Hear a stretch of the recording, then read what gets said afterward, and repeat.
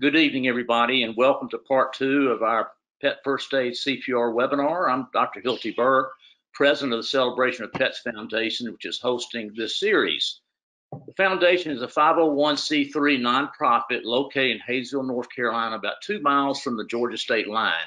This webinar series is a perfect example of our pet care education core focus, which is consistent with our mission with the tagline of strengthening the human-pet bond. We are interested in any or all efforts that do this, that strengthens, big word, this amazing bond. Of course, we also focus our efforts on our 7 nonprofit pet rescue beneficiaries. I'm not going to be really shy tonight or even subtle. I need to emphasize we really need your help. So please visit our website tonight and give us or make a tax-deductible donation. Just do what you can, whether it's $10, $20, whatever feels right for you.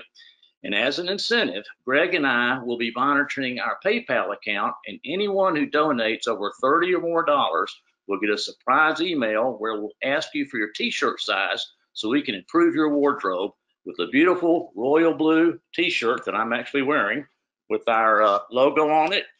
And it's also it has we're getting together some cool matching caps made by Custom Made Headgear, which is a maker of caps for Tiger Woods, Nike, and other celebrities. We really do need your help, and we're learning that perhaps a little horse trading or sweetening of the pot may be necessary. So hence, we're going to offer you some gifts, and we'll be happy to make you look really good. And this gorgeous shirt and the very unique cap, I strongly recommend you do that. Moving on, here again are our beneficiaries that I want to recognize tonight. I like to call them our lucky or holy 7. We have 2 awesome no-kill shelters, Cast Off Pet Rescue and Valley River Humane Society. We have a pet transport service, that's Cats and Dogs Helping Hands, a trap, neuter, rehab, and release feral cat program. That's the Lucky Paws Cat Rescue, a dog foster networking service. That's New Digs for Dogs. An organization provides funds for spay, neuters, and rabies vaccination. That's Operation Pup. And a working and medical service dog provider that also provides training and Train the Trainer Master's Training course, which is a much needed career track for young men and women that are interested in dog training. And that's Working Dog Support Network. All of these nonprofits are fully on board and fully dedicated to help homeless pets and find them all forever homes and strengthening the human-pet bond. So now it's time to introduce our fantastic speaker.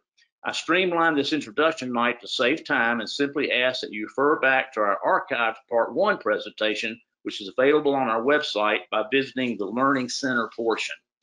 The exceptional thing about Dr. Crowe, as I was thinking, and what most people would need to appreciate, is that what makes him really unique is that he is double boarded in surgery and emergency and critical care. Double boarded veterinarians are a rare bird. It's safe to say that less than 1% of all veterinarians are even single boarded, not to mention the much lower percentage that are double boarded. In my career, I only came across double boarded vets either at vet schools or in industry back when I was in my Pfizer days. They are almost non-existent in general practice, so it's very unique. And Tim is also a fellow of the American College of Critical Care Medicine, which mainly pertains to humans, and he's a member of the American College of Hyperbaric Medicine. Last time I listed most of Tim's past academic and specialty positions, it literally filled up the whole slide. So I'm again going to refer you back to Part 1 to see the highlights of his academic career. Today, Tim is happily self-employed as owner of Mobile Veterinary Surgery of Georgia out of Bogart, where he offers various specialty surgeries using a fully equipped truck. He just drives up and he comes in and can just get the work done. Tim comes up to my old practice, Lake Chatuga Animal Hospital, where he has helped us with 137 patients. I think it's 138 now. So I can tell you firsthand, without any reservation, his skills and work are amazing, and I highly recommend him. He will help your patients, and you and your staff will learn a great deal in the process and have an amazing experience. Remember, Tim has invented over 50 life-saving procedures. I've listed a few of them on the slide here, and he's also lectured on several other topics, which are listed here. So I guess you can say that Tim has a pretty full plate. But in case that's not enough, as old Porky Pig would say, that's not all, folks. That's your cue, Greg. In his spare time, Tim is also a certified rescue specialist and firefighter. He's licensed in advanced emergency as an advanced emergency medical technician, where he provides emergency critical services to people. So whether the two-legged or four-legged, Tim can help. He is all about saving and improving the lives of God's precious creatures. Tim has published countless articles and he speaks literally all over the world. He has received many awards and accolades, but I'm quite sure that he would tell you that his greatest accomplishment is his wonderful family and his deep and abiding faith that has inspired and helped many, many people. He even participates in a prison ministry. So with all that, and on behalf of the foundation, I want to thank everyone for attending tonight and all your support that I'm sure you're going to provide, which I sure hope you will. And it's now my great honor and privilege to introduce my great friend and mentor and our speaker tonight, Dr. Tim Crowe. So please join me in welcoming Tim. Hey, Tim, it's all yours. Well, thank you so much for joining us this evening. And I really, really appreciate what you're doing, Hilty, to help all these organizations to be able to help then the animals that they are working with. And it's just a pleasure for me to be here. So without further ado, I'm going to go ahead and start with sharing my screen here. Okay. Can you guys see the horse in front of you? We see a beautiful horse. Yeah, her name is Babe. She was and is still probably a beautiful horse. And you can see how kind she is. She was a very kind horse, and she would follow me all over wherever I went. And this is out in Nevada. And as you probably can imagine, Nevada is a place where I spent a lot of time as a cowboy and even used some of my own emergency skills to help save not only animals, but some other cowboys, including myself. So we tumbled down, this is Joe, and we tumbled down a cliff once. And I'm just lucky I'm alive because Joe tumbled down with me. I hit a rock and went into it, and then he capped me like a cork. And I was inside this little cave. And then when he started standing up, which he was also injured, but not as bad, and I stood up, and I could feel my tibia because he was standing on my tibia, and I could feel it start to bend. I've never felt a bone bend before, but then he slipped off of it, and we just kept laying there for a while. I mean, he stood up, and I kept laying there for a while. So things can happen really fast. And so tonight, we know we're going to be moving through lots of material pretty fast, just like these wild horses out in Nevada. And we're going to have all this part 2 is going to move on to probably part 3 as well. So anyway, we've got a lot going on, and I just again like to thank you for coming. And we've got a lot to cover. So it's like hopping on a running horse away from a fire. And so, as you probably know, I am a volunteer firefighter, and so that's me right here. And of course, that's one of the horses I've trained. Our goal is to provide education on practical first aid and CPR care that can be done at the home, in the shelter, on the road, or even in an austere environments, and provide some information on even advanced care that may be beneficial, especially if there's professional veterinary care and specialty care is not possible. I'll give you an example right now, is that I just came from a place that I needed to do an emergency tracheotomy. And the people are not able to go to get further specialty care. So they're taking care of their tracheostomy patient tonight themselves. And we teach them how to do that. So tonight we're going to just review a little bit on choking and of course on breathing and what to do with rescue breathing, making a homemade, if you will, mask, and then view how CPR works and how to do it. Then we're going to move on into trauma. We're going to spend a little time on safety, then bleeding and internal injuries. That may be as far as we get tonight. And then look forward to part 2, and maybe a little bit tonight yet, would be pneumothorax, hemothorax, diaphragmatic hernia. And what that is of course, pneumothorax is when air accumulates in the pleural space and can be life-threatening. And also a hemo abdomen would be blood collecting in the pleural space. Or the diaphragmatic hernia, in which we have intestines or liver or whatever collecting in the pleural space, and not that doesn't help the lung anyway. And then all of these can be massively respiratory difficulties with patients, and you have to be able to do things. I'll just share one thing, like diaphragmatic hernia is when a hernia occurs in the diaphragm and it ruptures and everything comes up inside of the chest. And then how do you breathe? Well, you as an owner, you as a veterinarian, whoever you are, you need to pick the dog up or cat and pick him up and shake him. And try to then shake all of the intestines, at least get where they used to be, which is in the abdomen, and keep him elevated so he's like sitting up.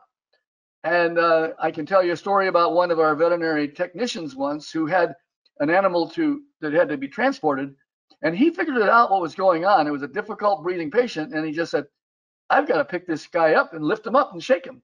And so, of course, the nurse had to then lay it down so he could breathe, so he could drive some more. And every once in a while, he'd pick the dog up and shake him, and then put him and lay him down in a seat again.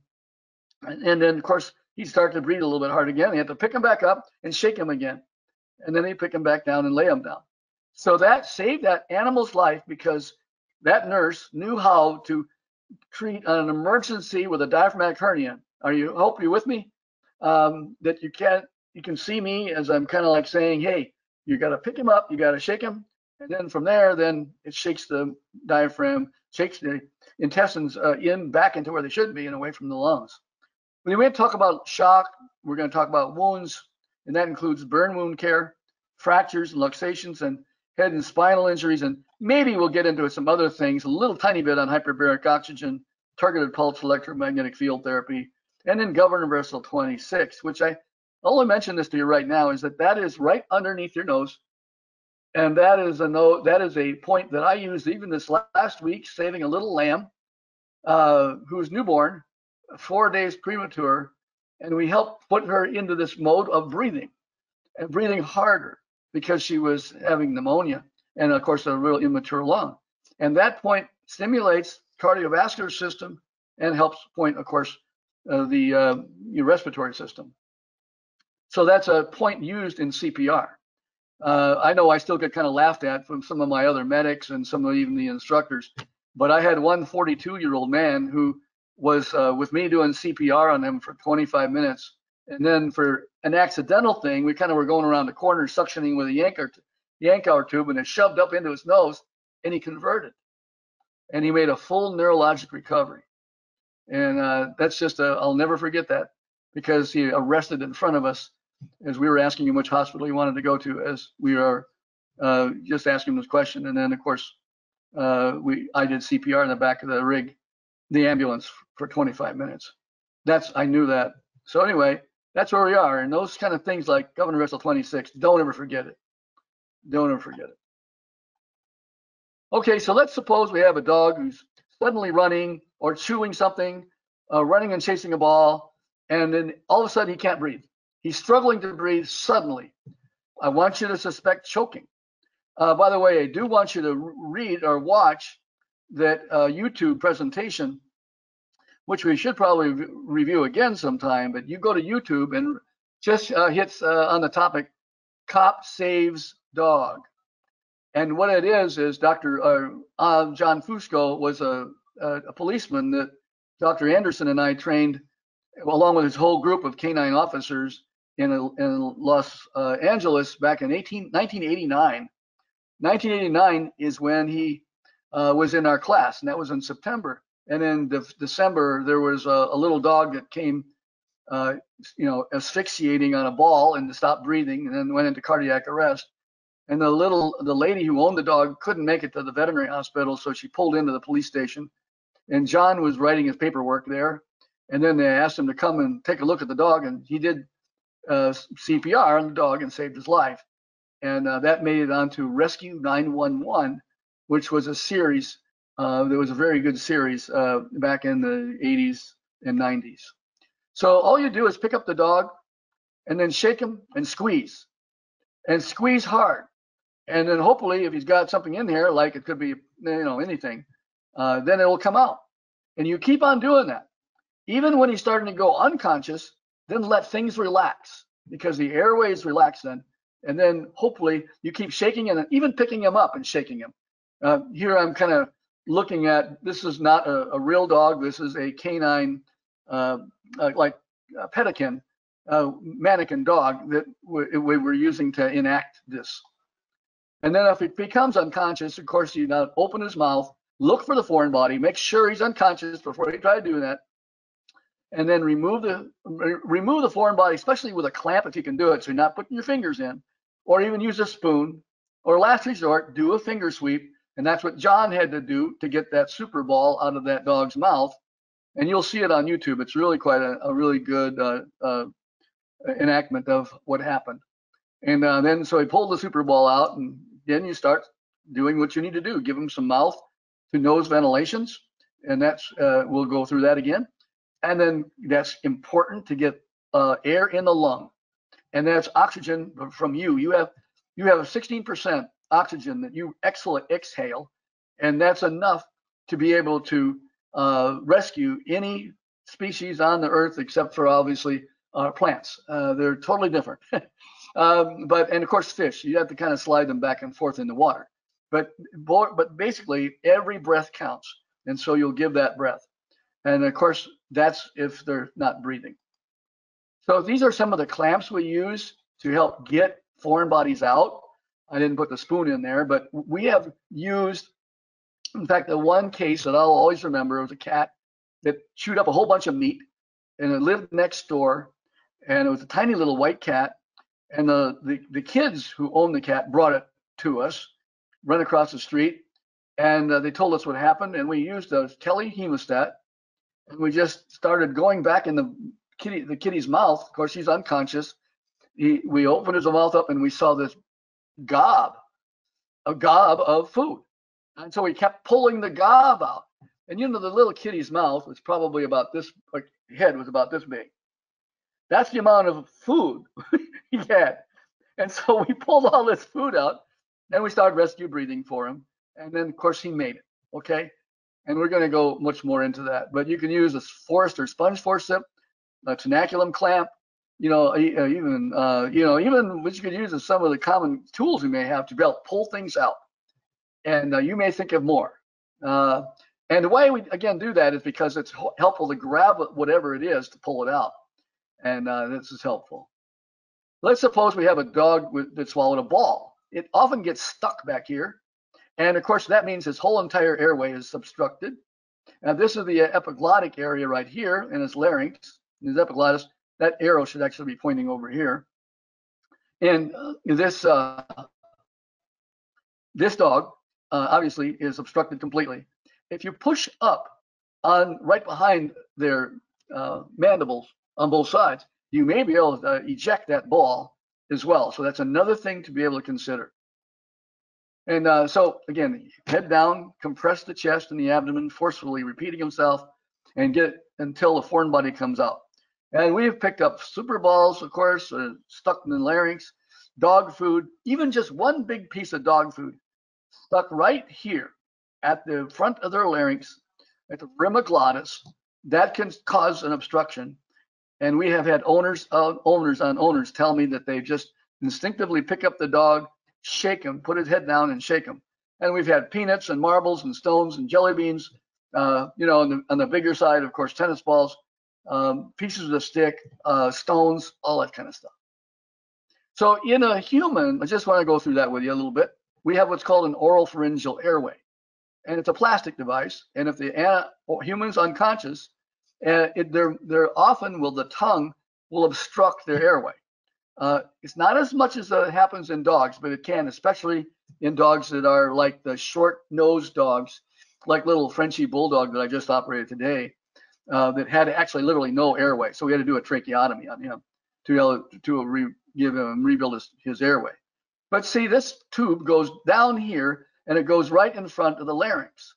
And that's kind of just measuring it, and the larynx sits about here. And so what do we do in dogs? Well, we make them. We can make them out of syringe cases. And here's one that's put in, of course, in our rescue dog here. And this is a picture to show this how this pharyngeal airway would be used in a syringe case. And then this is an example of an actual patient that I had some years ago. with a syringe case in, and that gave him an airway. And we were able to then, help him breathe, and then get him to the ability to knock him out completely and intubate him, and then, of course, fix his jaw. And he's recovered from surgery. But unless we had done this, he may have not been doing well at all, because all the swelling and everything is a fractured jaw, and all this is blood and so forth. Yeah. So if he's unconscious, and make sure, of course, that he is unconscious, open the mouth, look for foreign bodies, and if you see them, of course, extend his head and neck, pull it out, and listen for breath sounds, and watch again for chest rise. If he's not breathing, begin rescue breathing. And this helps because you can then give him some air within his lungs. And again, every breath is important. And so that one breath may even then help prevent what's called a vasovagal response, in which now their heart's starting to slow down, and their heart may be stopping soon, but it's really their heart usually just kind of slows down. From research that we did at the medical school in Wisconsin some years ago, we found out that when they're doing this obstructive breathing kind of thing and they can't breathe anymore, it's a really slower, progressive cardiac arrest. And so what you're doing with rescue breathing is trying to prevent the next step, which is, he's in respiratory arrest, now he would go into cardiac arrest. So again, make sure he's not responsive.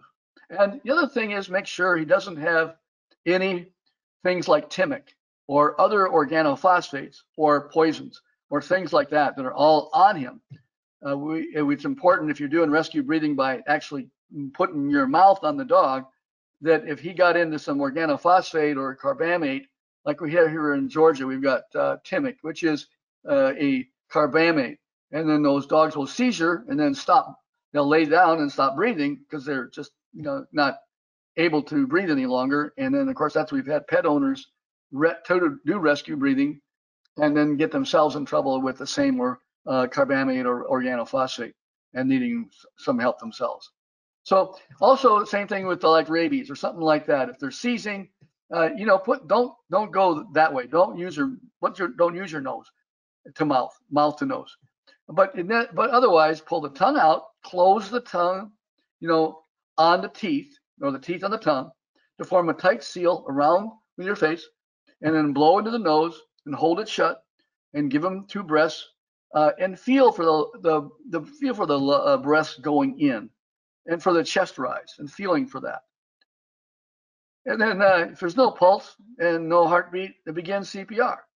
And of course, that's usually every breath counts. So do at least 2 breaths, then check for pulses and listen with your ear if you have a little dog or a cat, because those you may not feel pulses, again, because they're just so small, and their heart may be just barely beating, and you still need to do CPR on them. But those are where the breathing is so important.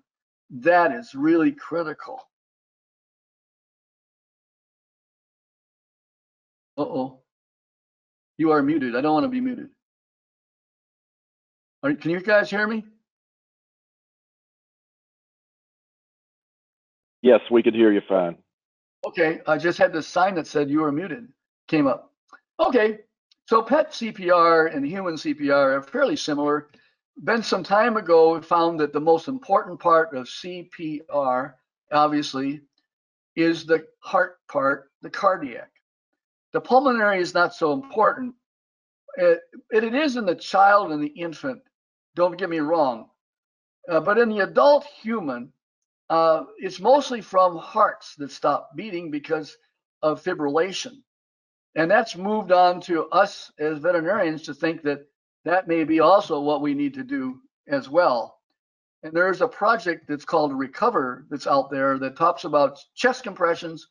And I believe that they're really pushing the chest compressions, but we must also consider what is important when it comes to breathing to get the breaths in, because if you have a breath that's going in and you have a breath and then you're doing compressions, having something in the lung to help compress the volumes of blood that are coming into the lung and the heart when you're doing CPR really helps that.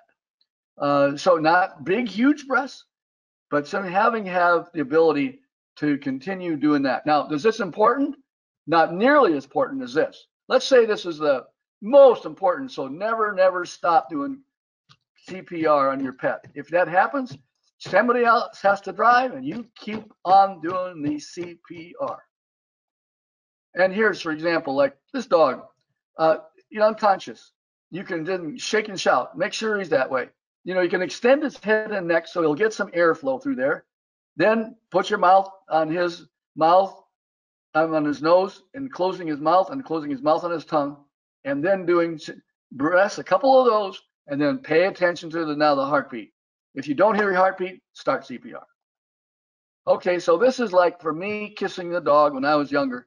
This is actually about in 1989 when we were teaching all those police officers in Los Angeles. And so this happens to be a sedated dog. And I just wanted to show you, see how the tongue is out and I'm on the nose. That's what my job is, to kiss this dog's nose and give him a breath, and then watch with your eyes and see his chest rise. That's really important. And then holding his mouth so that he doesn't air leak so much. So, but please, again, do not do this if you suspect like an infectious agent or a poisoning or something like that, because that can happen. Like we have eldercarb here again. That's important. So much safer is to use a cone mask and some kind of a bag resuscitator or bag valve mask. Though the valves are here, the bag is here, and the mask is here, or BVM. And so BVM would be certainly like an Ambu bag. You can buy those for $14. They're brand new. They come with a human mask, of course, not this cone mask. And then that can go get that at Amber Spurs is a really good kind. You can get it on Amazon, or you can get also there's many mask suppliers too. This one happens to be in Germany, but there's also, or Denmark. Then there's the Amazon.com is a great place to carry masks, and there's masks for $40. The one mask that I saw recently is the McCullough Medical Dog or Cat Oxygen Therapy Rescue Mask. Unfortunately, what they're trying to do is, surely there's a way to give oxygen to this patient with this little spigot right here. But every time the dog breathes out, he's got to have these holes, and these holes got to let the air come out. That's why the holes are completely open. And so that's a to and fro mechanism. You can get about probably 40% oxygen this way. If you close these off and put a bag valve mask on, then you could get 90% oxygen with not using this little spigot. Because this dog's breathing at 40 liters a minute when he takes a breath in. But that is only going at least 10 liters a minute. It's not nearly the same. And of course, that means that every breath he takes, he's sucking it in 4 times faster than you can give it, unless you have a reservoir where when you suck on it, you're sucking on the reservoir where the oxygen is. And that's where you use the bag valve mask. This is, if you do kind of want to try to do rescue breathing with this, you got to put some duct tape over this or something. You've got to do that. Those are my concerns. Okay, so why don't we make a homemade one? Here's a homemade one that you need, of course, some duct tape, favorite stuff, some kind of a funnel, some cardboard you can put shaped into a circle. And if you've got a really tiny animal, you can shape all this with, of course, even small cardboard like from toilet paper, cardboard. And then you'll need some bubble wrap or something to help form a seal. And so we put this together. We've got here's the funnel on for about the average size dog. And then we have this shaped here. And then we put this on here. And now here we are building it still. And then here's just on Rescue Rover here. You can see that it's up against his eyes near there. And we form a seal. And we can blow. And of course, this is a seal here, but you have to tighten it up with your hands. So my other hand is on his head, pushing into the seal here that we do give, and then we give him, of course, his breath. This the cost of just maybe the funnel. That's really what it is on a little duct tape. So you can do also rescue assisted breathing, whether it be a hemopneumothorax. This one has both, and he's breathing not so well. And even though he's got some air in here that's not right, and he's got some blood in here that's not right, and he's got a bullet here, right? Not right. But if he stops breathing, you got to do some rescue breathing to help him. And then that is where you may have to actually tap his chest and get some of the air out with a needle. Or if you can't get it out with a needle and he's completely unconscious, you just put a little knife blade in here, open up the hole so that you will have a pneumothorax all the time, but then it won't trap the air if you're trying to breathe it for him. Here's a rescue breathing a patient who has congestive heart failure. And what we're doing is we got a mask for him and we are ventilating him. And don't pay attention to this as just a PEEP valve. What it does is allow some of the air to stay in the lung so it doesn't collapse. This is, here we are giving him a breath. So again, unconscious, make sure he's doing that, open the airway, extend the head and neck. If not breathing, begin rescue breathing. Again, make sure he's unconscious, pull that tongue out. And then of course, if no pulse, start CPR. We use this device a lot, and we're going now into some of the details of how CPR works. This little guy right here, I've got it right here, and I'm going to switch you over to out of my screen for a minute. I'm going to stop sharing screen. All right, and now you'll see me a little bigger, right, everybody? So here's the Doppler, and then here's, of course, the little piezoelectric crystals. There's 2 of them. And what we're going to do is now I'm going to put this on my finger and sort of pretend I'm a little cat.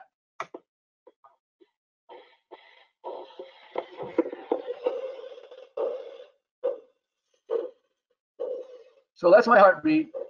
And now I'm going to pretend that I have air building up inside of my chest, and that's a pneumothorax. And then it's building up so fast that I can't keep up because my lung is getting more collapsed all the time. And then it puts pressure on the small airways. Then it puts pressure also on the vena cava, large veins coming in. And then you'll listen. You're going to hear my cardiac output's going to go to almost 0. So just bear with me. I'm going to make a Valsalva and listen.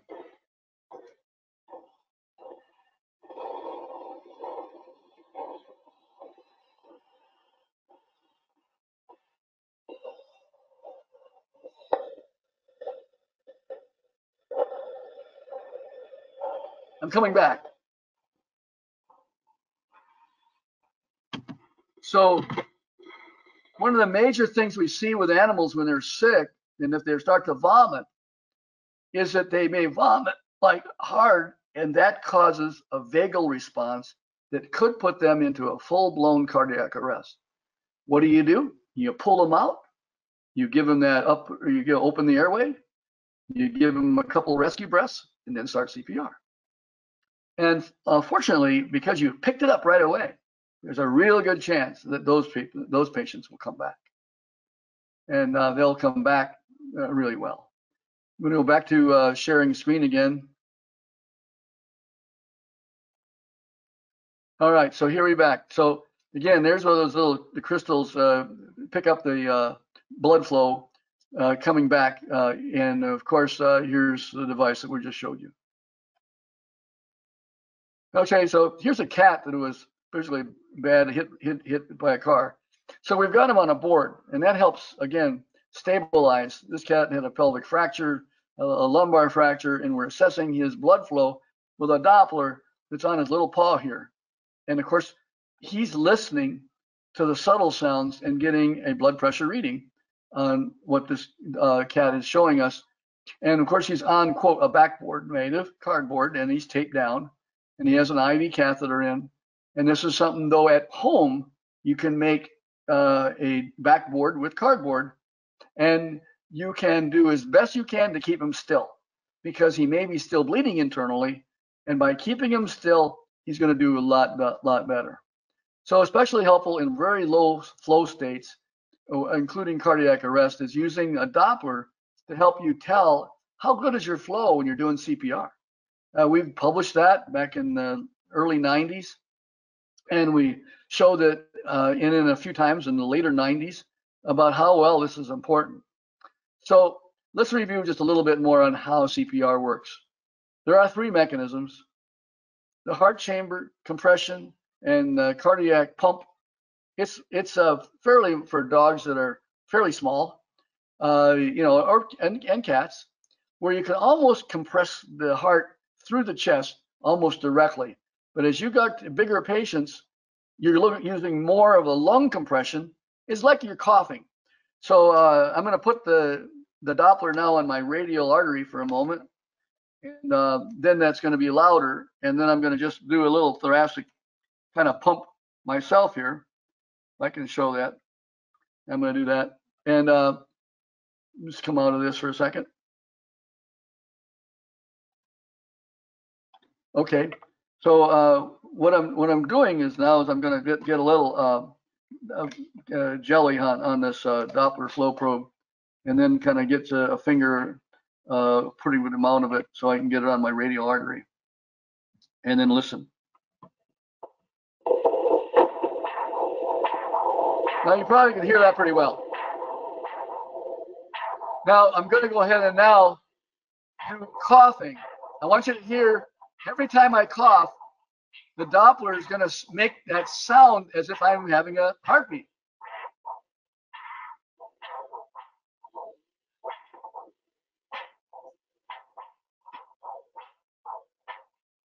So every time I'm sort of making a cough,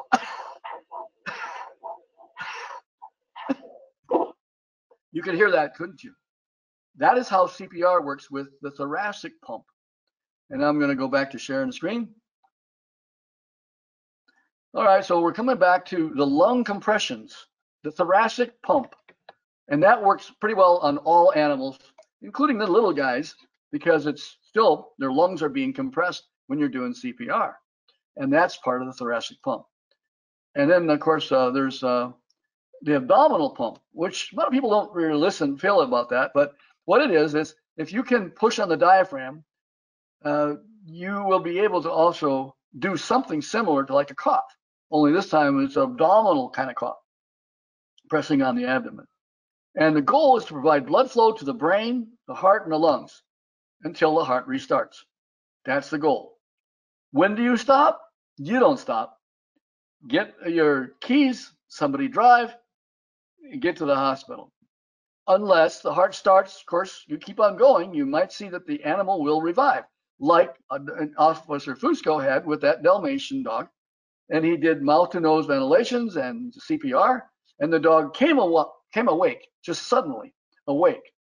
And of course, just did a really good job with that. And we've seen that time and time again, but it hasn't been published. None of this very much has been published at all as far as the number of patients, dogs and cats particularly, that have had CPR in the field and have done well. That's why when the 911 series came out with that dog doing very well, I mean, I share that with a lot of people. It's important. Again, there's chest compression, and as you do the chest compression, you get lung compression. You don't get much cardiac pump itself, really, but you then get lung compression. With abdominal pumping, if you got for example, this cat, if we're pumping his chest, then you pump his abdomen, then pump his chest and his abdomen. Then you'll get the abdomen by squeezing slightly and pumping hard here, squeezing both sides at the same time at a rate of around 100 a minute or so, staying alive, squeeze, squeeze, squeeze, squeeze, squeeze. And then this one is the squeeze after this one. So they're kind of going back and forth. So if I get, I'm going to come back and show you with another patient. Okay, so let's say I have this little cat. And, he's got a chest, obviously, and then he's got a little place here in his abdomen. And so I'll keep his head down, and I will squeeze his heart and his chest, and then I'll squeeze his abdomen. So it's like this. Then you can kind of see that what I'm doing is both. It's almost like a gallop. We're galloping along like a horse. Again, the squeeze of the chest is to, right there, squeezing his chest is to get the thoracic pump. Squeezing the abdomen is the abdominal pump. Squeezing both, the abdominal pump pumps the blood into the chest, and then the chest pump, of course, the thoracic pump pumps the blood up through into the brain. kind of a common thing. And then when you hold a little bit more with the abdomen, just hold on to it and not let so much blood go backwards. And that's what I'll show you this next diagram. That's what happens. So this is the abdominal pump with the thoracic pump.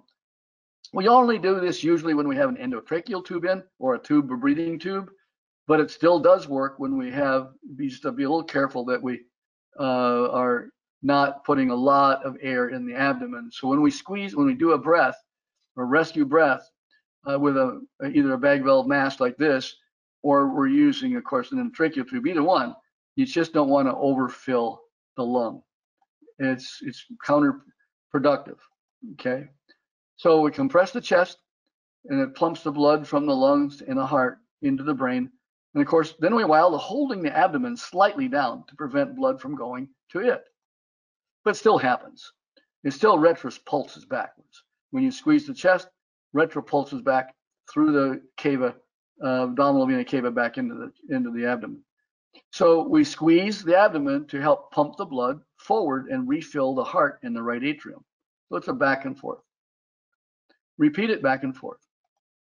So we do about a rate of around 100. We mentioned that. But again, if you are thinking that there's an asphyxic arrest or associated with pneumonia or anything respiratory like that, or he's just had a ball that was removed or something like that, give those breaths because, again, those are very important in an animal who hasn't had any oxygen for a while. And then, of course, with a large dog, you may go down to about 80. A very small dog, maybe about 120. These are the compressions for the chest. Usually about a 50-50 cycle with chest compressions with heart, so the heart. And of course, release, take your hands off, not really off the chest, but as you come off the chest, do that so that you relax enough that then more blood goes in, reusing the recoil of the chest as well as you're compressing and you get a recoil. That is where something else can be done when it's completely relaxed. This is what is important. You could add a towel clamp. We showed you that clamp before. Some kind of rib grabber like that large trocar clamp. And you put that right on his chest. And as you can imagine, when you do that, you'll pull out and you'll go back in. Pull out and in, out and in. And that also then helps pull blood into the chest from the abdomen.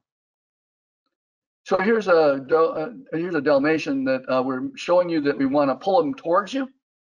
This dog is just an actor now. He's not a true CPR in progress here. Often, it's hard to get those, in on view and video some.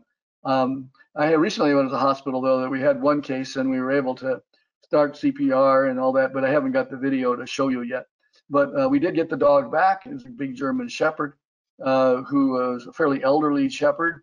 And when we got him back, we started an IV, gave him some epinephrine, got him back. And then we found his abdomen was completely full of blood. And he had a tumor, a large tumor in his liver and spleen. So we stopped. But if we didn't know the reason why he had an arrest, we just suddenly, he went out on us, of course, on the owner. Now, the owner might have known something.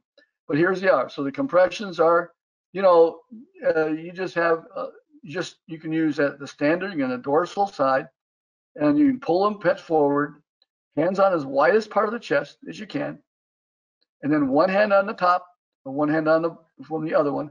Or sometimes you can put one hand underneath here to help give him a little bit of roll, like a towel roll. Here's a piece of some towel that's up underneath his other side of his chest. So when we compress here, it's compressing into the towel roll.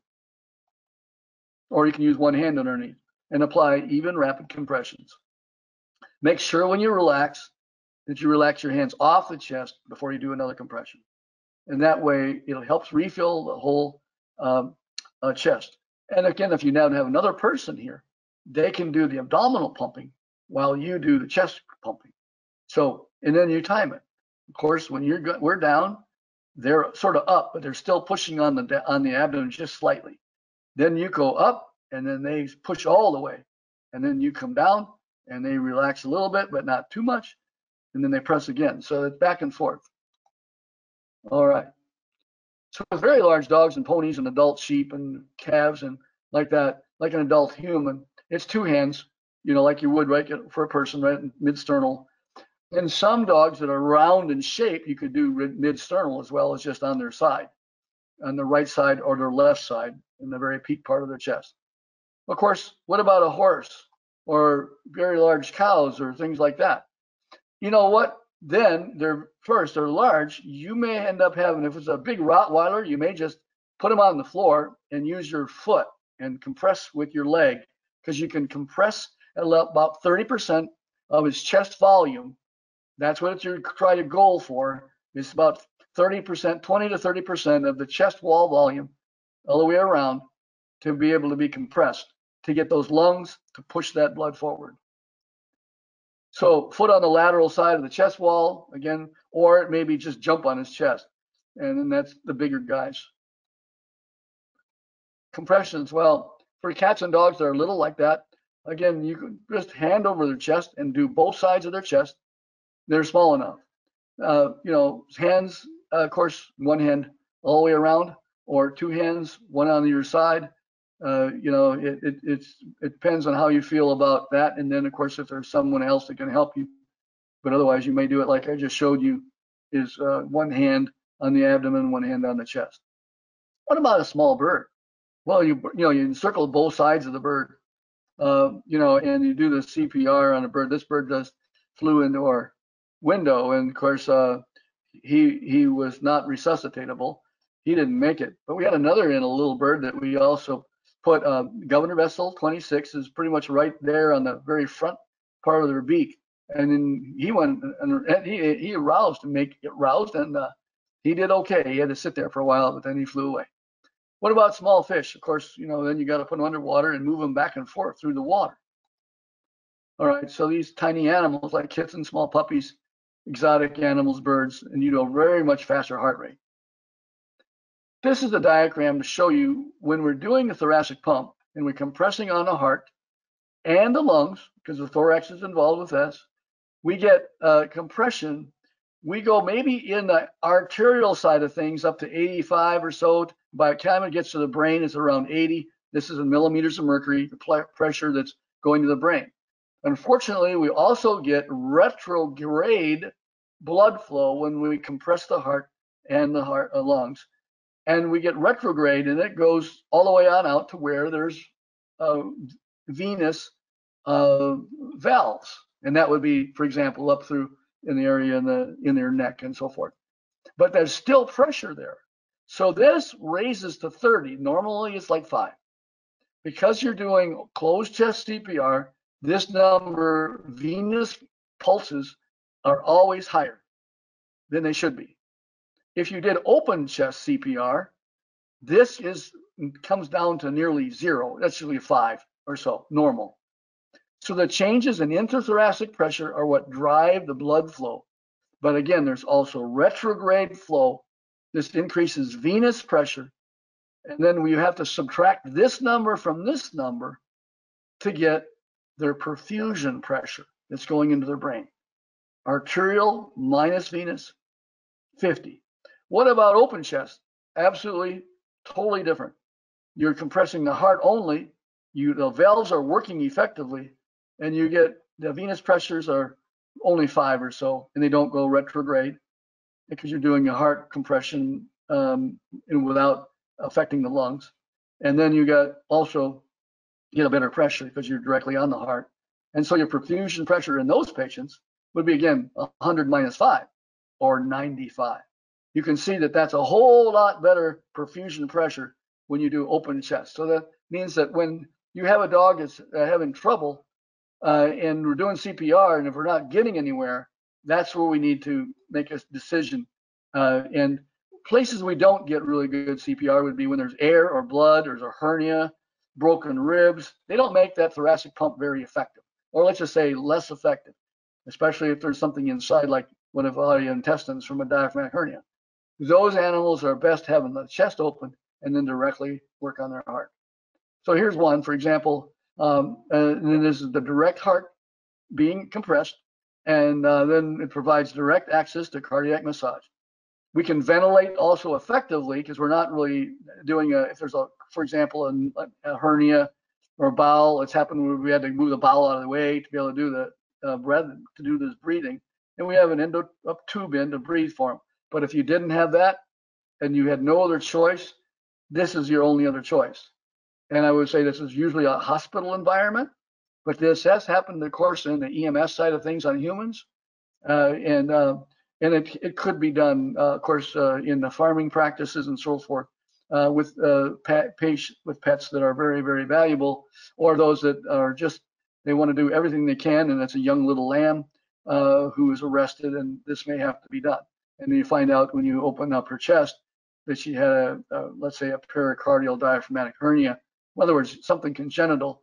And when you take the intestines out of her pericardium, which lines the heart, then you get a really good response, and the little one completely comes back. And you may have hay or something in the chest, but then you'll have to take that patient to the hospital and irrigate out if you have a hospital. If you don't, you irrigate out right there and you close them right there. Okay. So we've had some austere environments where things like this may have to happen. Okay. When you also have an open chest, you can basically put a little tube around the aorta. The aorta sits right here and goes back, and it diverts all the blood flow. Then when you compress the heart on the brain, the heart, and the lungs, which is especially helpful in bad trauma where they've lost a lot of bleeding. So here's one in CPR in progress. The animal was not responding, so here we are. We're ventilating him with a bag valve mask. The chest is open. This is now showing that the heart's coming back, so we don't have to use these. And that's why she's got a smile on her face. That here's the heart pumping. And this dog did need, of course, he did need to have the defibrillator put on him, and we put one inside and the other one outside. There's a little bit of blood on the paddle you can see right here. So with placing a tube in the trachea and continuing CPR, the effectiveness with Doppler flow is how you tell you're doing. This is more for the in-hospital pets or in a rescue mode where you got the things you need. But when you include that aorta, we get so much better blood flow to the brain. That these are the patients that we also consider that as part of our brain resuscitation. And then if they're back, then we of course we use some cold to keep their brain cool. We use some steroids to help with edema in the brain. We use hyperbaric oxygen and targeted pulse electromagnetic fields because these also decrease edema and swelling. And then of course they need ICU care. So here's an example of one patient I took out of my numbers of patients, of course. You know, you always remember some. This one was a dog that I always remember because it come in on July 1st. And we had brand new students and interns at the University of Georgia. And the dog had sudden difficulty breathing at home. The owner knew how to get to the hospital, so she brought the dog rapidly to the hospital. He is now failing. And of course, the new doc on the street, of course, that sees this dog is a new intern. The new intern rushes the dog as if he's going where he's going. I'm going to go to radiology. I need to get an x-ray. He gets to x-ray, the dog arrests there, and then he runs the dog into anesthesia, where I'm teaching anesthesia to all the brand new anesthesia students. And they say, I've got an arrest. Okay, so we first of all, just check things. We intubated him, we put a tube in, and there was no breath sounds after we started ventilating through the breathing tube.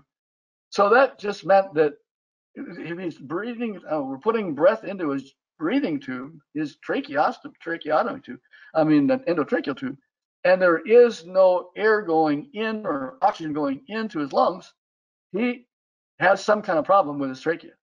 So we opened up his chest immediately. We're a midline because we didn't know where the problem was.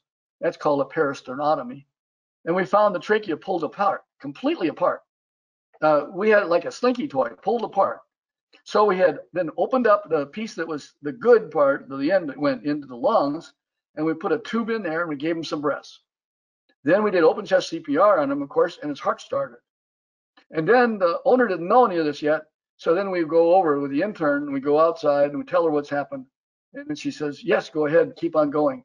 And we asked her to go home and find out what really happened to this dog. We took the dog to the operating room and we removed the segments of a torn trachea, and right in the middle of the trachea, between, of course, the inlet, the thoracic inlet here, and his chest at the heart level. Right in there is where his trachea was torn in half, or stretched out, I should say. And we got him back. We did closed chest. We got him back. Took him from there. We repaired everything. We did a little bit of support ventilation post-op. And then he recovered with a nasal oxygen catheter in, and he made a complete recovery. But we were right on top of everything right away. And we never stopped CPR until that heart was really moving good. We found hair, when she went back home, so found hair and wood between two wooden porch railing supports. And it suggested to everyone that what had happened was he got his head stuck between the railing porch supports, and that he pulled on it and he couldn't get out, and he got panicky, and he kept on pulling until he literally pulled his neck like a hanging injury. And that's what happened to him. But he went on to survive and did well. So again, what you do with immediate CPR really makes a difference. It's getting to him right away, making it important right away. If it's down too long, that brain is not going to make it. But so establish that he's not responsive. Establish an open airway. Give 2 breaths, no pulses, start compressions. And then get to the hospital, someone else has to drive. And that's important. I hope this is going so far okay for you. And then we're going to continue. So what we've got is, remember that when they do into full near arrest, the eye dilates within 30 seconds. Within 15 seconds, part of it's dilating, and by the time you get to 30 seconds, you'll get pupils dilated and they're fixed. They're not responsive to light. So a lot of people would say, oh, they're dead. You never come back. No, it's that the part of the brain back here is very sensitive to oxygen. And if they're not getting the oxygen, these dilate. And if you don't get oxygen for like a minute or two, you'll see this being even bigger and then more fixed. But 30 seconds is all it takes to see oxygen deprivation to cause a brain to be causing this as a kind of a response from the arrest itself. So a biological death that's different, of course, there's electrical, EKG, EEG, those kind of things. But time is important. If you've got something that's way over 10 minutes before you even do anything, certainly, or if he's in rigor, you don't have to do any CPR on those. Those are not going to come back. If those that are cold have more time, those, for example, like a little child that fell into a swimming pool and then he pulls out, and they found out that the little boy was probably missing for at least an hour, and he was in this cold swimming pool in Arkansas. Then there's an important thing. Remember to use hyperbaric oxygen on these patients and find a hyperbaric chamber. I'm trying to get veterinarians all over the world to get hyperbaric chambers. And Hilty, Dr. Burr, and their practice there at Lake Chateau has a hyperbaric chamber. So these are very important to help get the oxygen back into the brain and do a really good job of resuscitating the brain. So now, within a few minutes, we're going to talk a bit about many things that can cause the heart to stop and function. And that is, one of them is blood flow. If you don't have blood, obviously you're losing it. If you lose 1/3 of your blood volume, you are in clinical shock and you don't have enough blood perfusing to your brain. Then the patient becomes unconscious. They have a really low blood pressure. They have low blood pressure, and at the same time, they're starting to get unconscious. And then after that, they'll lose their pulses, and their heart will then stop. But make sure you remember that it takes a while for this to occur. So what's our goal here? The first goal is stop the bleed. It's important to do that. We have a functional heartbeat. We just may not be able to feel it. Put something on that hole right away. And of course, if you need to start CPR, you do. If there's a hole that reaches to the heart, you might find that you've got something you do. You open up the chest a little bit and start doing chest compressions yourself. Yeah, that was a fire response from me. I'm sorry, I had to keep it on. I'll find out what it is later. All right, so when you talk about trauma and injuries, it could be a dog on the side of the highway. It can be something that happened in your hospital or your clinic or at your rescue facility or at your home, you know. But the first thing is, make sure you know that this dog's not the same dog. He often is in pain, and he's just trying to maybe get off the road, or he's getting out of the culvert where he was or something. So we need to get some protection for you. And that means covering him up with a great big blanket or a towel or something, or even a sheet or whatever, so that he might, one, calm down a little bit because now he's covered. And animals seek places where, when they're injured like that they like to go somewhere and hide. As you know, like they're going underneath the porch or something like that. So you may end up then having to put a muzzle on him, you know, completely wrapping him in a towel. And when you're putting a muzzle on a dog, make sure, you might even want to practice with your own dog, so that this is important. If they can't breathe well through their nose, never put a muzzle on, because that's the way they are breathing. It's because if you do that, you're closing their mouth and they won't breathe through their nose because they can't. Maybe they have what's called stenotic nares. Something's wrong with their nose. It's really small, or they're full of blood in here, or, you know, like some kind of exudate. They're maybe having a nasal infection. Then if they're getting in trouble, you would never put a muzzle on. You'd have to just rely on the towels. Okay, that's really important. A nose breather is fine, but if they're not a very good nose breather, no, don't do this. So most dogs don't really like to have you put a muzzle on them.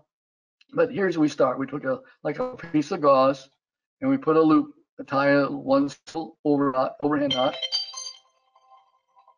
Okay, and then you start with going on the top, and you just kind of bring it down. And remember, it takes usually two people to do this really well. One person behind, and then pull it down, and then bring it down, crossing.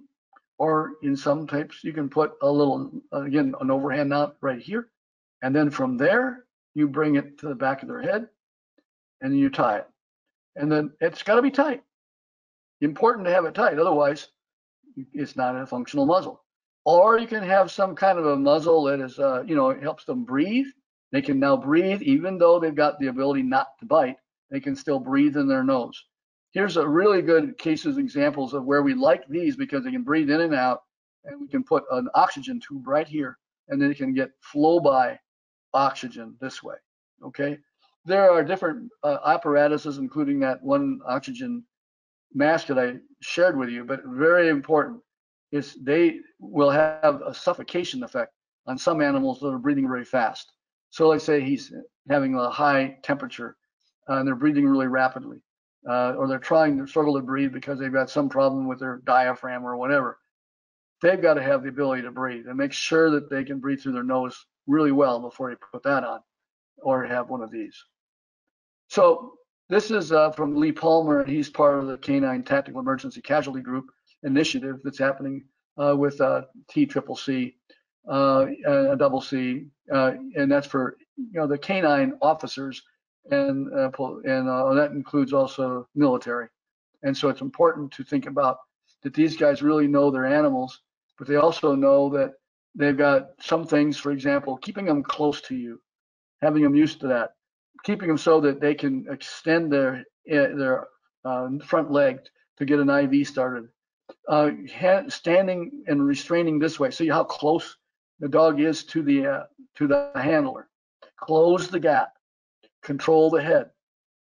And really just make the dog as comfortable as possible as you have to do something. And you then put the muzzle on, for example, like that. Here's a dog that's down and he's not moving. Yeah, if he's on the side of the road and you got no one else to help you and you don't have a blanket, just grab a hold of his rear paw and pull him off the gutter area somewhere so it's safe, so he's not getting the cars being driven right here. If you have the ability to get him onto a blanket, roll this blanket up, then you're going to gently roll the dog over really slowly onto the blanket fold, and then you'll bring the fold up from the other side, and then now you have him in the blanket. You can cover him up a little bit. That's also going to help him stay quiet and comfortable. And then you can pick him up and use it. Again, this is like a small makeshift blanket stretcher. As you do all these things, pay attention to that dog or cat. And make sure that you know that you can be injured as well. You can have a severe injury to your hand. For example, this is a canine officer who was bitten by his own dog. Okay, and that's a severe injury. There's tendon here. There's some bone fragment here. We don't know what this is, but they're looking like they're getting ready to put a makeshift tourniquet on. If you need a tourniquet on a person, make sure it's wider than this. In fact, I wrote into these people and said, this is terrible. Don't ever use something that narrow for a tourniquet. It should be something at least as wide as an inch, to be able to, otherwise compressing the vessels and the nerves into the arm here could cause some irreversible damage. We put on tourniquets a lot these days. It used to say, don't put a tourniquet on unless you're going to lose the arm or hand or whatever. No. We put them on as soon as we see that we have rapid bleeding that's very hard to control with pressure. Okay, so we have arterial bleeding, we have venous bleeding, capillary bleeding, and we have a mixture. Of course, arterial, as you probably have all read and got training on in school, is brisk and bright. Then, of course, venous is a little darker and slower. It still can be it may be a little slower, but if it's the volume can be pretty good. And then, of course, we have ooze and red, and that's capillary. And, of course, a mixture of kind of a bright, dark mixture, and that can be there. So these are the kinds we see externally. These same kind of things can be the bleeding on the inside as well, but we won't be able to assess that. Let me give you an example. I hope my video works here. This is a rapid bleed from a femoral artery. All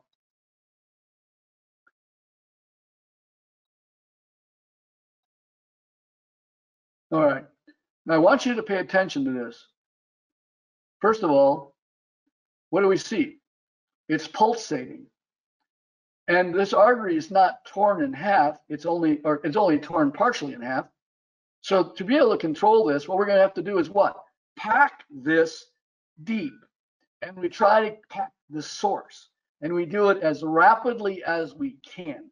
Wherever it is, we pack it, and then we do that. So the pumping of blood, basically a cut artery, you see it pump as every heartbeat occurs, you see that bleed. Okay, they can bleed out in minutes. 5 minutes. It only takes 5 minutes in a major bleed to bleed out enough, which is less than, well, only a third of your blood volume left before you're, quote, bled out. You lose about 2/3 of your blood volume, then you're liver clinically dead. What do you do if you have that happen at your facility? Is you save the blood, even if you put it in a pan.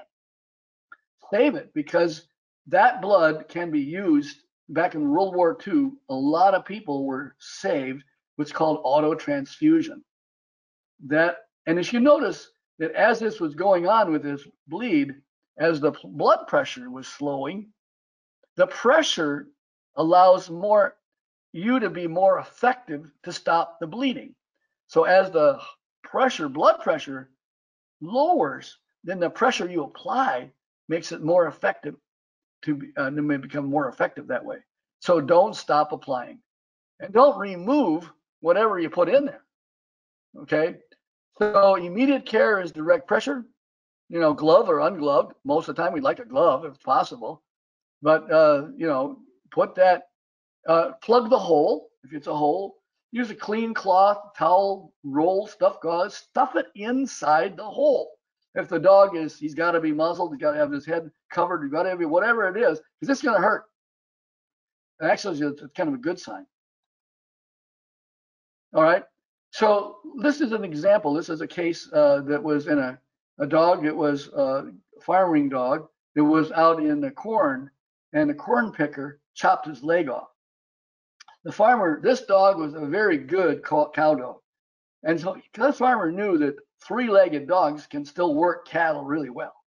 And so he pulled off his sweaty t-shirt and shoved it into the groin of this dog very deeply. And of course, I'm sure that it hurt, but the dog allowed him to do it. And when he comes into the hospital, the worst thing to do is for you at home or anywhere in your rescue or anything, don't remove it. leave it in, and until you get to more advanced care.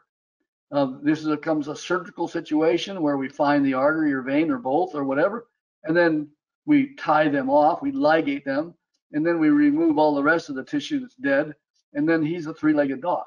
But if you pull out the cork out of this bottle, he may continue to bleed, and he's already bled a lot. And we also don't give back the blood volume, until we let the blood pressure come down on purpose. As we do that, that means he's going to bleed less. And then once we get control here, actual control, then we give him back the volume. Does that make sense? Hope so. So if he continues to bleed, apply more pressure. Don't remove the original pack. All right.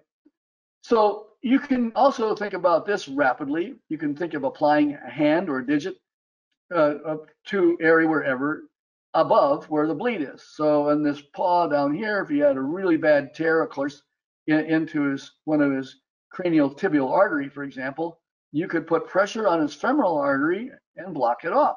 Now that's just something temporary, but you can do that rapidly, these pressure points, while you are then getting a control of the area directly. And you'll see that's away from where the pain is. So whether it's a brachial artery, whether it's a femoral artery, and you apply several fingers to both of those, you can use the maxillary artery as well. And of course, you can use the ventral caudal branch in the tail as well, and the cranial tibia I just mentioned and where it is. And then the arterial arch is in the paw, the venous or the back side of the paw. And that is, you can put pressure there too. These are devices that we've used to help stop bleeding. It's not just a bandage per se. One is a blood pressure cuff. Some of you may have those at home yourself. You can imagine if one of your larger dogs, for example, got into a bad injury with a tail. It's bleeding all over the place. Every time they wag their tail, blood goes squirting all over the place. You can take a blood pressure cuff, put this over the top of the tail, and then blow the blood pressure cuff up, and you're making a tourniquet using a blood pressure cuff, and then clamp or do something to kink the internal balloon inside here so it stays inflated till you can get that control. That makes an excellent way of doing any kind of quote safe tourniquet in the dog. We don't usually have to use tourniquets so much, it's more direct pressure. Here's something we can use to stuff down in a hole. Here's something we have to wrap, a little brown gauze, and here's something to tighten the wrap. And then of course we can use some kind of hemostatic agent. And hemostatic agents are basically those kind of things, this is kinesin, that help activate the coagulation system to make a very fast clot. And it makes usually a clot about 3 times faster than the normal clot. And then so it comes in it looks like a little bit like this, and then you just put it in, and you just stuff it into the hole. There's also powdered ones, but they don't work as the powdered ones do not work as well, but they do make them.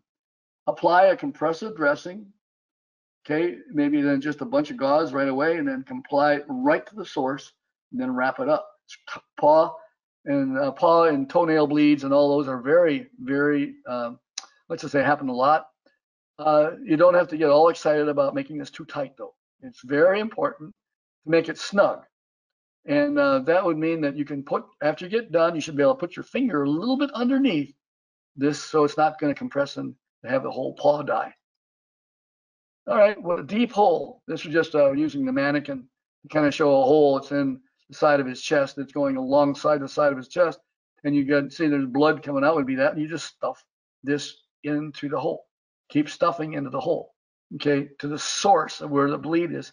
And it may be that maybe there's a bleed here, there's one over here. Maybe it was a gunshot wound that went all the way on through, and he's got a hole out here too. You have to do another one. You got to stuff this one as well, and you stuff them as far in as you can. And then you get to the pet, to the hospital. Or applying pressure then. And after that, generally you put something on top of the internal gauze, leaving a little bit stick out, by the way. So it's not hard to know that there's that gauze in there. Leave a little stick out. And then you put this on, and then of course put a piece of tape on there and write your name, the date, and of course put this so there's tape that's going to stick to hair, both sides, so that this fur it helps hold it from this dressing from moving or sliding. So here we are, we're putting circular pressure on this hole, and then we raise and elevate. We elevate the limb. That also helps slow down bleeding. Now, this is both arterial and venous, but especially arterial bleeding. It's got to pump more uphill that way. Okay, and then we just put the pressure on there, and then start putting it on, putting it in place. And then there's another example, another case where this is bleeding through. But don't take this off, just put more wrap on. So deep pack with a t-shirt worked well for this dog with a traumatic amputation. Very, very, very, very effectively. Okay, here's an open sucking chest wound, and we apply pressure to stop the air from going inside the chest. And as you can imagine, there is what they call a pleural space, and that pleural space is right between the lung and the chest wall on the inside, and that pleural space then can get air inside of it, and that air would be called, if it's pleural space air that's inside, it backs the lung up and there's air in here, then that is called a pneumothorax. Normally we have about a -4 millimeters of mercury pressure here that keeps this lung sucked right up against the chest wall. But if you get a hole in it, like this dog, this was caused by a bumper. Dog was hit by a car, and the bumper somehow raked into his chest and opened up so you could hear it go every time he breathed. Unfortunately, he had enough cover of his skin that all I had to do, this is my hand right here, is slide my hand, move some of the skin, and cover the hole. So now, instead of having a sucking chest wound with air all going in all the time, he has stopped the air going in. Now, when we stop the air going in, if he has injury to the lung itself, then the lung can leak, even though now I've stopped the outside hole, and then we can get air accumulating in here, and then that's called a tension pneumothorax, where the lung then completely collapses, as well as the veins, and that's important for you to understand, is we may have to burp this. In other words, if he's having really difficulty breathing, I do this and he's breathing better, and then all of a sudden he's not doing so good, suspect that bumper also caused a tear in his lung. And even though I've got some control here, I don't have any control of that air hole in his lung. Therefore, the lung is starting to back away further because of the pressure. So here's where I just take my hand and move it back, let the hole burp all that air out that's under pressure, and then put it back. Does that make sense? I hope so.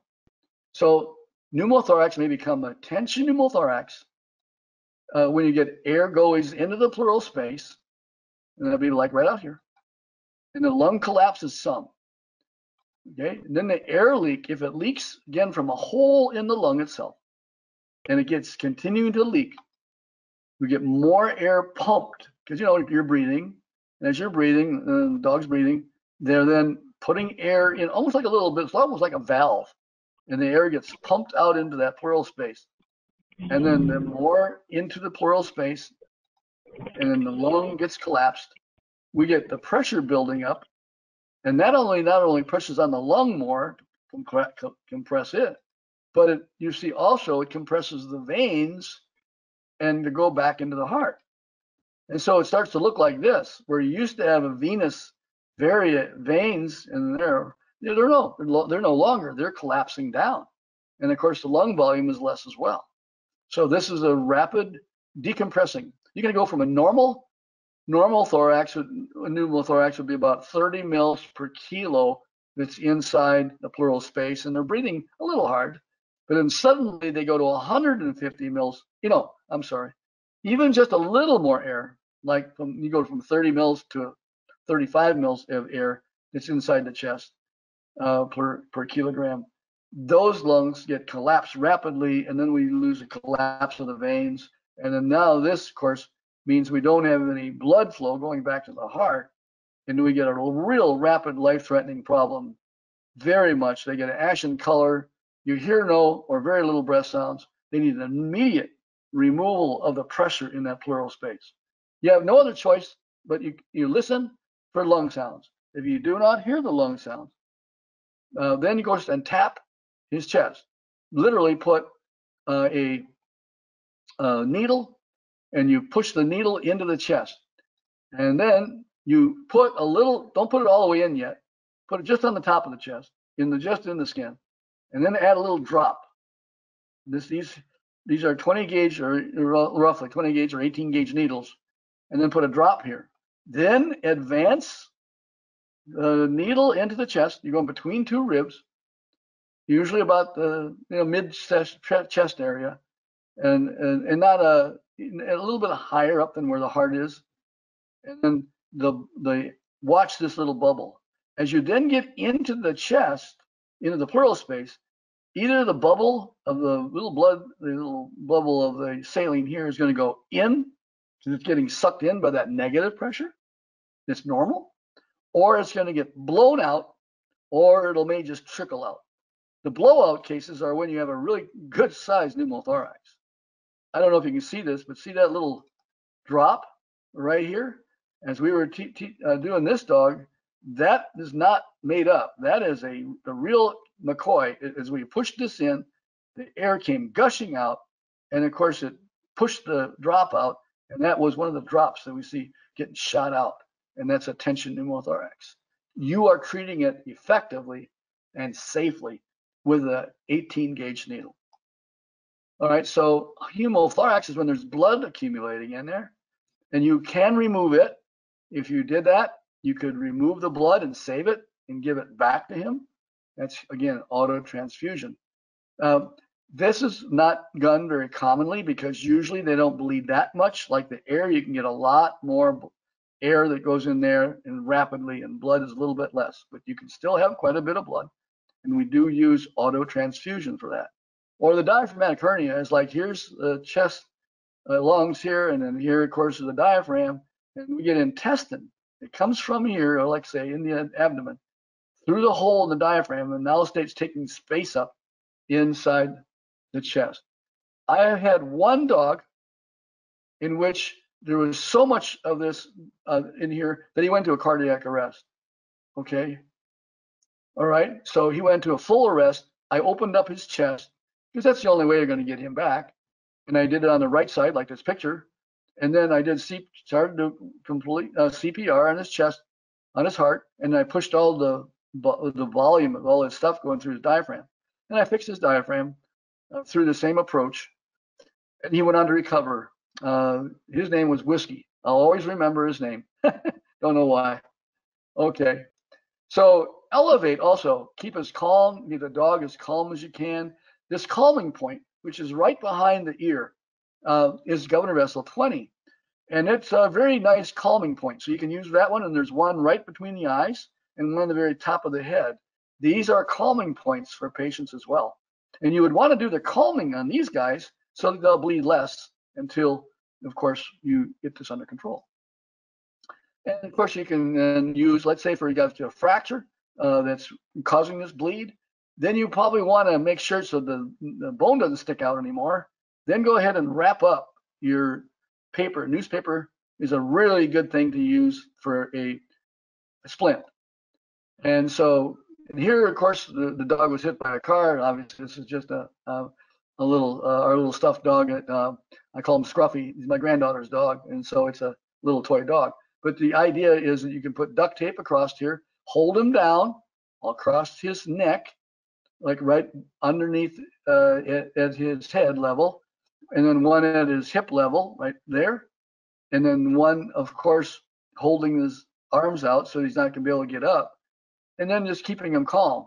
And that's important, where again, that governor vessel 20 is sitting right up here at the very top of the head. Then you have also the streams on both sides of his head. Here's an actual patient that's going to be transported, and you can see one is behind. That's called the wing of the atlas. There's a big bone right back here, and that allows him to still breathe really well. And then, of course, he has one at about the abdominal level, and then one at the pelvic level. And these are pieces of tape that are tabbed, so that you can pull them off if you need to.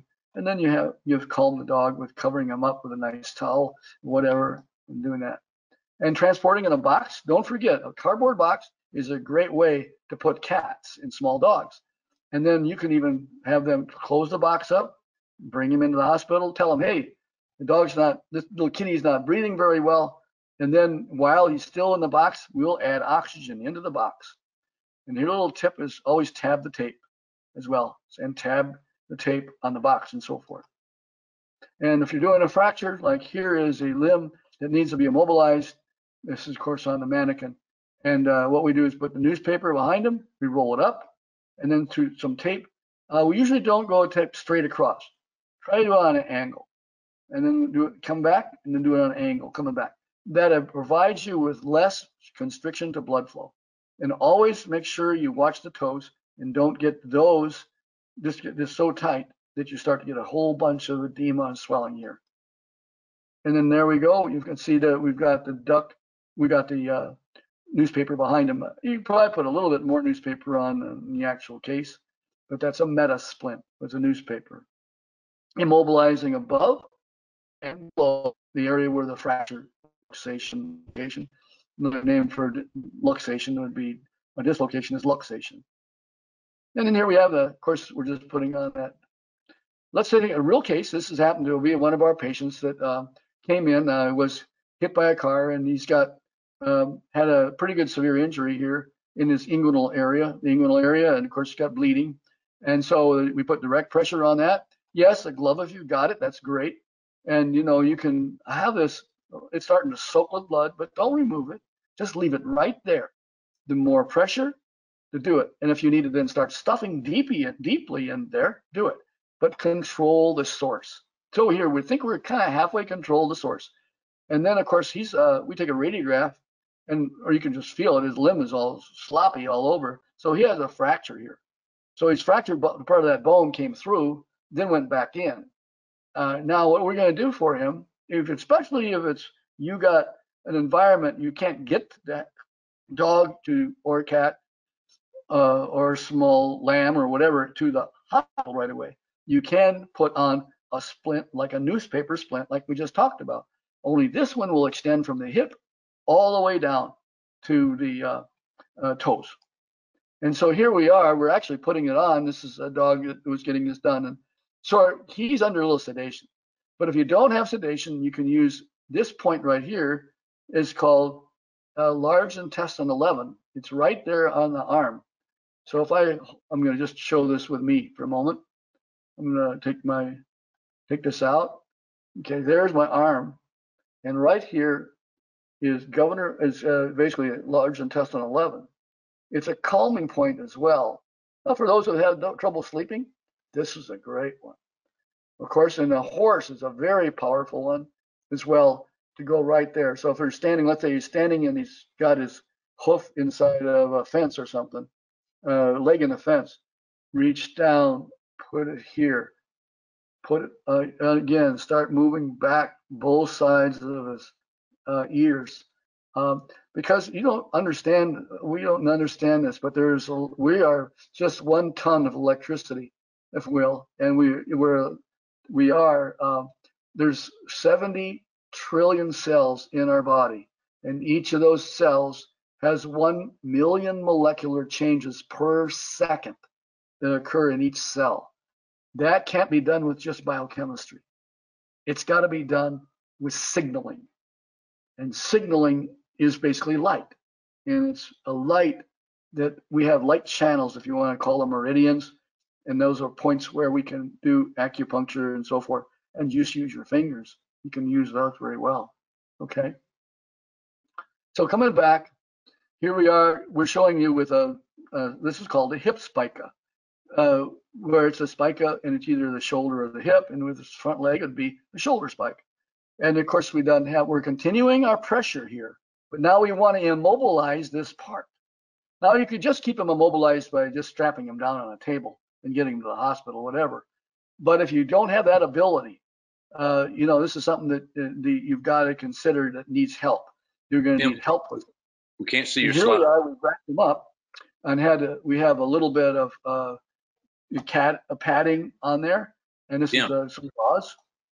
And then here we have the newspaper. We've even doubled. Tim, we can't see the slide. We can't see the slide. Oh, you can't see the slide. Sorry, I'm going to go back. Boop. Share. Okay. Can you see the slides now? All right. I'm hoping you can see. Yes. So here's the newspaper with a double, little bit like an I-beam right here, and we put that on, and then we just wrap it up with gauze, and it goes all the way around, and it goes around them. And then this is to help control any of the hemorrhage they may have. The fracture may be still obviously not completely stable, but it's a whole lot more stable now, and he's got no more bleeding coming through here. If it bleeds some more, then you just have to kind of just get in here a little bit and stuff the hole further. And then here we're just putting on some tape. And then we kind of time this, we let this kind of thing stay on as more temporary. But we've had some animals have these on for at least several weeks because for different kinds of reasons, not the best. And treating the open wound is also best to treat that far better than just application for pressure. But we got the bleeding under control. This is the actual patient. He had a fracture down here on this, and of course went up into this area, and he was bleeding out through a hole up here. And then there's the little pieces of fracture. And then of course we had his, this is before we put on his spica. But having this spica on that went all the way from the top of his spine all the way down through the toes, this became much more stable. Those sharp edges aren't going to hurt him as much. So the option otherwise would be to put him in a really close environment. But then this could still move still. This could still bleed some more. And I don't know if you can tell, but he does have some accumulation of blood in here. Okay, so it stabilizes the shoulders, the pelvis, all the way down to the toes. It's inexpensive. It uses some common materials. It's easy to apply. It add an I-beam or a T-beam to like we did on that. It's effective for the humerus, fractures of the femur. And of course, it does have some concerns though, especially it takes help to do it. It takes time to do it. The animal's got to be somewhat cooperative. So that means you got to move slowly if it's a fracture, because those hurt. And then make sure that you know that you got to tape them above and behind here. Otherwise, these can slip off the back, for example. Not so much the problem with the shoulder, but slipping off the back. So you got to make sure you put tape.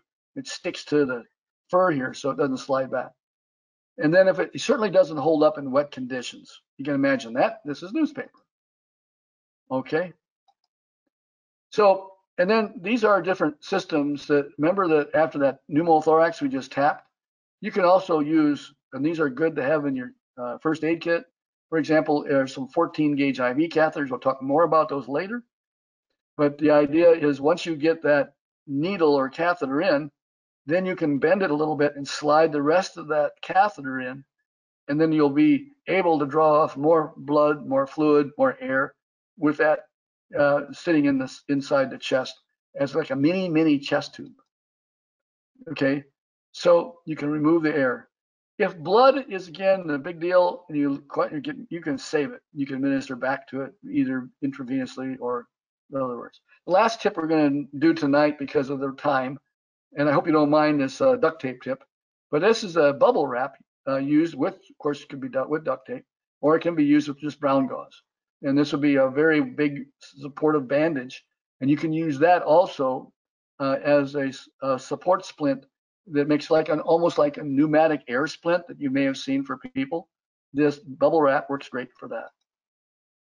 And then of course the reason we're immobilizing is we get less bleeding, less pain, you know, and it's really good putting them on a backboard. It's for spinal fractures, and of course newspaper for metasplints for the front leg or the back leg, or it can spica, which means go all the way up across.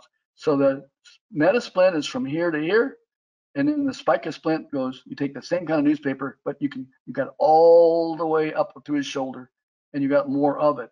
So he becomes stable from down here in his shoulder, in his foot, all the way up through his shoulder. And of course you can radiograph, through it. You can actually then see what's going on. So as we're summarizing, this is bleeding. We've covered quite a bit of it. But this particular dog had a very rapid bleed. And the only way he's still alive right now is the dog had to have a tracheotomy first to just give him an airway. And so then after he went through that, he was hit by a car, fractured through his face. This is his nose. This is, of course, where he's got a big hole. And he lost his eye. And we were just trying to bleed. Now, what we're doing is stuffing. You can't see it very well, but we're stuffing things inside of his head. And we're stuffing gauze inside his bleed. And we can't hardly save this blood. It's not able to be given back to him. But we've got to just stuff and stuff and stuff. We pack him. This is her. A few months later, she lost her eye. And of course, this is where her hole was. And dogs, it's just amazing animals, how God made them. And then here's her little tracheotomy site where we had to put a trach in. And we talked about tracheotomies last time. So the dog was in shock, loss of blood. And these are all these dogs. Anyway, lose 1/3 of their blood volume, they are in shock. All right. And then, of course, it's a lack of adequate blood flow. It compromises the tissues. We can get all kinds of blood loss. This is just one dog we had recently that had an abdominal bleed, and we can give all this blood back to the patient. We just have to just put it in a bag and run it back to him. Okay. And there's various different reasons for doing all these different things. And sometimes we don't get a chance to really show what is all going on. But here we had to intubate this particular dog as he's getting a chest tube put in. And we have cardiac arrest that can occur. And then, of course, we have to do this case. It's a trauma arrest. Then we'd have to, of course, just open his chest. And then here's the last thing about bubble wrap. We can also use bubble wrap to help stop hemorrhage post-operatively when there's a lot of ooze. When they're badly injured, they're using up a lot of their platelets, and they get kind of platelets are needed for coagulation. And so we can use this preoperatively or postoperatively. Here we were using it postoperatively with a dog that was named Timber, and the dog was run over by a 3/4 ton pickup truck, just ran right over him. And it really ruptured his liver and, of course, did a number to his lung. And we had a chest tube in there. We had to go in surgery and pack off his liver first, and then remove all the blood that we had. And we got probably about 1 liter of blood that we had to auto transfuse him. And Timber went on to be a happy camper and did well. Okay. And then, this can be internal bleeding that, again, this helps stop the bleeding. It can go on within the pelvis as well. So very bad pelvic fractures. Here's the spleen that came out the other day. All right. So we're going to stop here because of the time. I believe we've had a really good time. I hope you've enjoyed at least getting this far with trauma and some of the other things. But we've got some really good stuff to show you on wound handling next time. All different kinds of wounds and how to take care of them. And then we'll progress on to that. And so I appreciate any kind of questions now you may have. Okay, Tim, we've got 3 questions. One is, what intracostal space do you put your needle in with a pneumothorax?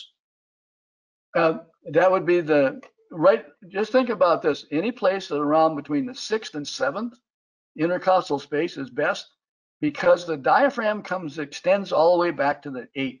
So you don't want to be anything, into the 8th space, because we've had needles get stuck in the liver that way. So the ideal best place is 1/3 of the way down from above on the dorsum of the dog or cat, 1/3 of the way down. So that's of course going to be the first third of their lateral side of their chest, where the first third meets the ventral 2/3, and then at the 7th intercostal space is the ideal. So you would count from the back, usually, because you can't really count from the front very well, because those ribs are up underneath the shoulder blade. So count from the back. So it's 13, 11, 13, 12, 11, 10, 9, 8, 7. And that's the best space to put a needle. Good question. Go ahead and hit your share button, because you need to, so people can see you better. Oh, yeah. Okay. Sorry. Sharing. Okay, we got another good question here. Would you go over one more time the calming acupuncture points? Okay. In fact, what I'm going to do, since I'm sharing now, I'm just going to go ahead and get my lovely dog over here. And I'm gonna just bend this a little bit and then kind of move it down so you can see them well. That's good. And you guys let me know if you can see okay, but I think you can see him laying there. Mm-hmm. Okay, and I come back. And so here we got the points. So the first point is right behind his head, right behind the ear, where the mastoid process would be on you. Right behind, here's the ear, and I'm going to go right behind the ear, and that point's right there. And it's kind of sore on you. It'll have a little bit of a sore spot right there. That's the best calming point to start with. The other one is just on the opposite side. So you can go both sides. And then you can use your finger. You can use a red light, works very, very good. I had a little newborn lamb that I used the red light right on this nose point right here, governor vessel 26, right there. And the other calming points that you can use would be very, very dorsum of the head, right between the ears. And that's the governor vessel 20. Right there, right between his ears. It's got some Chinese names that I can't remember, but it's just right in this triangle. It's a triangle, right? Sits there. Then there's one that's down almost right between the eyes, but it's a little bit just a dorsal to the eyes, and that's another one that's a calming point. I had a dog once that I had done surgery on at an Indian reservation where we were doing spays and neuters, and the dog woke up screaming. And I go way over to the dog, and I had a red light with me. So I use that rather than my finger, and I just put that point right here. And he went to sleep. And the lady who was doing helping us do all these spays and neuters, Dr. McIntyre, Dougie came over and says, "Hey, I thought, where'd you get the drugs to knock that dog back out?" I got all the drugs, because you have to be careful about who's got the drugs when you're doing these kind of things, and who's got the important pain medications. I says, "I didn't have any drugs, Dougie. All I did was use this point." And I put it on the dog's face and head. I did right there. And she says, nah, that didn't work. That wouldn't work. I says, well, it'll work for a little while. This is what I just did, but he's going to have to repeat it. So she went away, and sure enough, in probably about 20 minutes, the dog started having a little more crying and a little more. Just she was coming over with the drugs. But I went ahead and did the point again, and then the dog went back to sleep again. So these are very, very good points. So the other one that's a very good point for pain is right here where the arm comes up, the antebrachial space here. And that's right there where you have the elbow. So it's just in front of your elbow. And that works very, very good. And that's right here on you, right there. I can tell you from experience that that's one of those points, especially the ones behind the ear. I've trained a lot of horses that way, using those points to help get them comfortable. And if you get them really comfortable, they'll hang their head, they'll start to drool. It's really cool to see, especially if you're using red light therapy. And they'll hang their head, and then you start to hear their gut start to get a little rumbly, and then they pass gas. The last one we've got is, are there air splints for dogs? That's a very good question. I really don't know the answer to that, but I would think that there could be. But the danger with air splints in our human side, which I have more experience with those, is that those have kind of gone out the window because they have been inflated too much, and then we get circulation problems. So I have found good old bubble wrap to be the best for me. And when we go through first aid materials and things in a first aid kit or a first responder kit, we don't carry those in an ambulance, at least in our shop, at all for splints. We use the more foam rubber kind of things that are kits now that have all kinds of splints in them, and they're lightweight. Also, the air splints, if you can imagine, do change when you get cold weather or you get hot weather, and you got an arm, for example, in that splint. The air pressures change, and of course, you can also then get they're too hot, get sweaty, or they're too cold, and then of course they just don't last long as well. So maybe somebody else has. Only experience I've had with air pressures is with using a tourniquet. And that, let's say you have a large, not tourniquet, blood pressure cuff. If you lay a roll of blood pressure cuff all the way around the leg and then blow it up, that's basically a pneumatic splint, just doing that. But you got to watch the pressures. Anything over 20 centimeters of water is going to decrease capillary flow and be a little bit of a concern of what's going on with perfusion. So therefore, you got to watch pressures kind of carefully.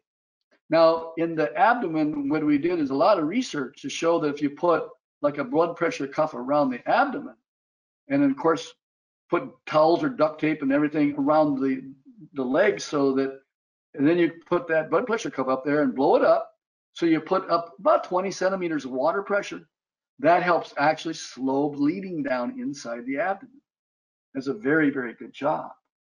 So hopefully that's the answer. That, I mean, it's the only thing I can recommend is, yeah, an old blood pressure cuff is a really good thing to have around in putting in your kit, and doing it and using it also as an emergency tourniquet as well.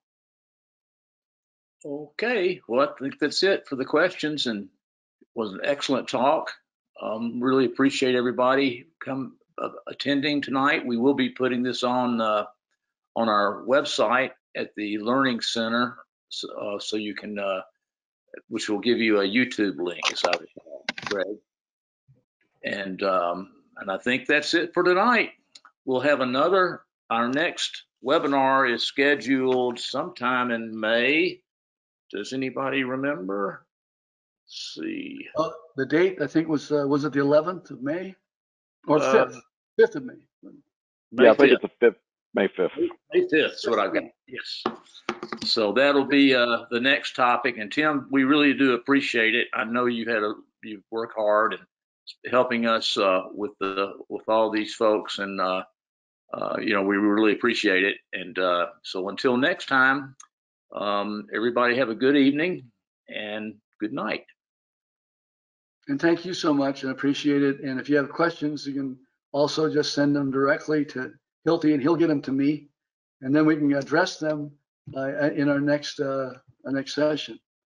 And I see some people that I recognize. There's Dr. Jennifer Deavy. I do want to say hello. Howdy, Jen. Glad you could come along and join the ride. And I appreciate you all. Okay. God bless you. Good night.